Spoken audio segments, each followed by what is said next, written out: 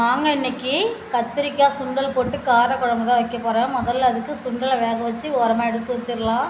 அதுக்கப்புறம் வானல் எடுத்து எண்ணெய் ஊற்றி அதில் கடுகு, வெந்தயம், அதுக்கப்புறம் சீரகம் போட்டு பொரிஞ்சதுக்கப்புறம் வெங்காயம், 10 பல் உரிச்ச பூண்டு, கருவேப்பிலை போட்டு அதை நல்லா வதக்கணும். அது வதங்கினதுக்கப்புறம் தக்காளி எடுத்து கொட்டி அதில் தேவையான அளவு உப்பு போட்டு நல்லா கிண்டி விடணும். இப்போ தக்காளியும் வதங்கினதுக்கப்புறம் கத்திரிக்காயை அரிஞ்சு வச்ச கத்திரிக்காயை எடுத்து போட்டு அதில் சுண்டல் வேக வச்ச சுண்டலையும் எடுத்து கொட்டி அதை 2 நிமிஷம் நல்லா கிண்டி விடணும். கிண்டி விட்டதுக்கப்புறம் புளியை கரைச்சி அதில் ஊற்றிக்கலாம். அதுக்கப்புறம் தேவையான அளவு தண்ணி கொஞ்சம் ஊற்றி அதுக்கப்புறம் மிளகாய்த்தூள், மஞ்சத்தூள், மல்லித்தூள் போட்டு அதை நல்லா கொட்டி கிண்டி விட்டு குழம்பு நல்லா கொதிக்கணும். கொதித்து எண்ணெய் பிரிஞ்சு வந்ததுக்கப்புறம் ஆஃப் பண்ணிடலாம். அதுக்கப்புறம் சுட சுட சோறு போட்டு கத்திரிக்காய் சுண்டல் காரக்குழம்பை ஊற்றி சாப்பிட்டா அவ்வளோ டேஸ்ட்டாக இருக்கும். சாப்பிட சாப்பிட இன்னும் சாப்பிடணும்னு தோணும். சூப்பராக இருக்கும்.